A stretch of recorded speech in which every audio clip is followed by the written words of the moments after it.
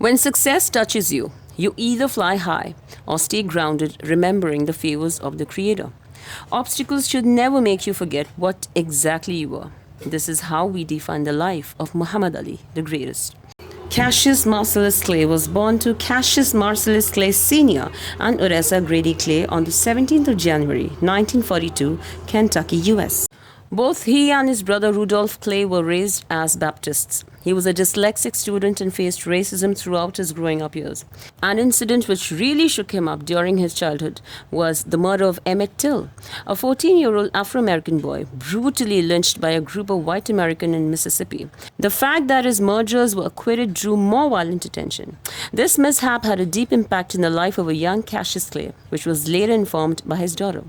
It was sometime during this period when a 12-year-old Clay brushed his first stint towards success, that is, boxing. He was trained under Joe Martin, a police officer and a trainee for young boxers at a local gym. In 1960, he won a gold at the Olympic Games in Rome. But the real showdown came up on the 25th of February 1964 when he, despite being an underdog, won the heavyweight championship against Sonny Liston, who was one of the biggest power fighter of his era. He never turned back on success after that and continued to capture heavyweight championship titles one after the other. It was soon after this title that he joined the Nation of Islam on March 6, 1964, and accepted its teaching by its mentor Elijah Muhammad. So Cassius Clay was now Muhammad Ali. It should be noted here that Malcolm X, a dynamic NOI speaker, played a big role in persuading Ali towards the organization. Both Ali and Malcolm formed an extraordinary friendship during their era, standing against the evil oppression of the whites against the Afro-Americans. Things were going real strong until when Malcolm X stood against the founder of Nation of Islam, Elijah Muhammad, of committing illicit acts of adultery. Also, the refusal to accept the ideologies of Elijah Muhammad, claiming themselves to be a reincarnate of God, made Malcolm part ways from the organization. Ali considered this act of Malcolm to be disloyal to NOI and broke all his relationships with him, which was once an unbreakable bond of its time. It was only after Malcolm's assassination that Ali realized how important was his mentor cum friend to him. He regretted the incident and said, "I wish I'd been able to tell Malcolm I was sorry that he was right about so many things, but he was killed before I got the chance."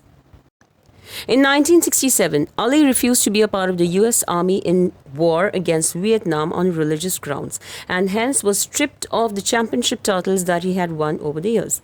He was barred from fighting from any match by the Athletic Commission of the United States for 3.5 years. He was also convicted for a jail term of 5 years but remained free on bail. All this while, he made a growing impact on the American society and stood firmly on the grounds, saying, "Unless you have a very good reason to kill, war is wrong."